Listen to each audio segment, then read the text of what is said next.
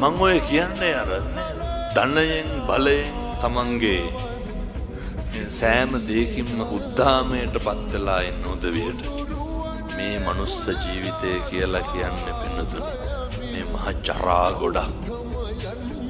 අපිටවත් පාලනය කරගන්න බැරි මේ අවයව ටිකක් අපිට ලැබිලා දෙන්න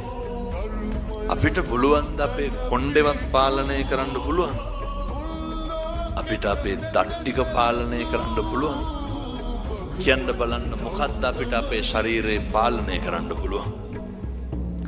මොකක්ද අපිට මේන්ටේන් කරන්න පුළුවන් අපේ පාලනයෙන්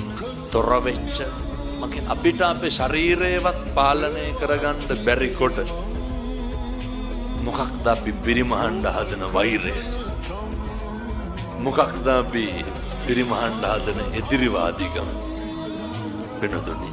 මේ සෑම කෙනෙකුටම ඉන්න පුළුවන් හිත්වල පැලවෙච්ච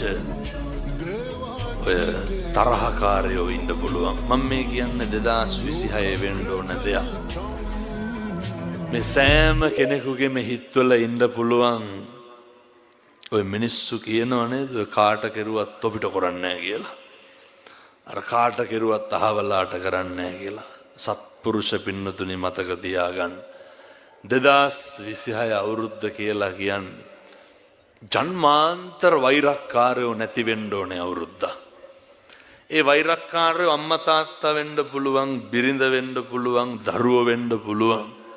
ස්වාමියා වෙන්න පුළුවන්, යාළුවෝ, මිත්‍රයෝ, හතුරෝ එකට හිටපු මිනිස්සු ඕන කෙනෙක් වෙන්න පුළුවන්.